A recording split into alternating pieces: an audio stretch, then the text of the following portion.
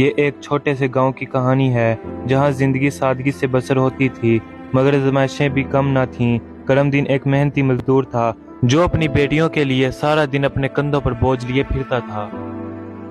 کرم دین جب گھر جاتا ہے تو سب سے چھوٹی اپنی بیٹی کو کہتا ہے کہ کھانے کے لیے کچھ لاؤ۔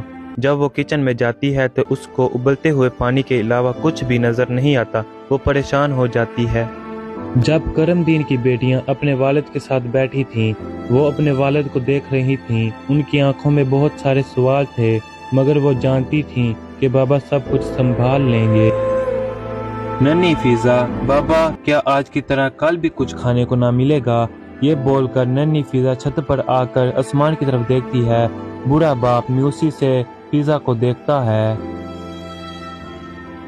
جیسے ہی صبح ہوتی ہے تو ایک تھکا ہوا مسافر آیا اور اس نے دروازہ کھڑکایا۔ کرم دین نے دروازہ کھولا تو دیکھا مسافر کمزور آواز میں، بھائی میں تھکا ہوا ہوں، کیا کچھ کھانے کو ملے گا؟ کرم دین مسکراتے ہوئے، آئیے اندر تشریف لائیے۔ پریشان کرم دین کچھ چاہے نہ بھی تھا مگر مہمان نوازی ان کے حصہ کا ایمان تھا۔ کرم دین کے پاس جو بھی بچا کچا کچھ تھا اس نے مسافر کو کھانے کے لیے دے دیا۔ کرم دین کی بڑی بیٹی نمرا حیران ہو کر، بابا ہم کیا کھائیں گے؟ کرم دین ہلکی مسکراہٹ کے ساتھ، بیٹا جب ہم کسی کی مدد کرتے ہیں تو اللہ ہماری مدد فرماتا ہے۔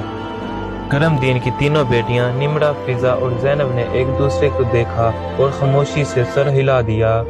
رات گزر گئی۔ مسافر نے جاتے ہوئے کرم دین کو ایک چھوٹی سی پوٹلی دی۔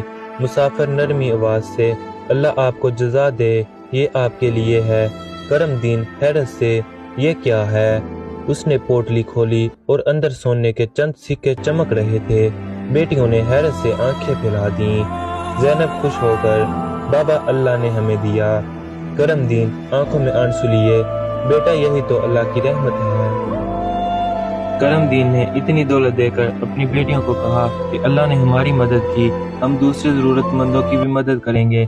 فضا مسکراتے ہوئے، بابا ہم نے اپنی خوشی بانٹی تو خوشی اور بڑھ جائے گی۔ کرم دین نرمی سے، بیٹا اصل رزق وہ ہوتا ہے جو دوسروں کے ساتھ بانٹا جائے۔ گاؤں والے خوش تھے اور اللہ کے کرم پر سب کے دل شکر گزار تھے۔ گاؤں والے خوش ہو کر ان سب کو دعائیں دیتے ہیں۔ پس منظر میں خوشی کی موسیقی بجنے لگتی ہے اور کہانی اپنے اختتام کو پہنچ جاتی ہے۔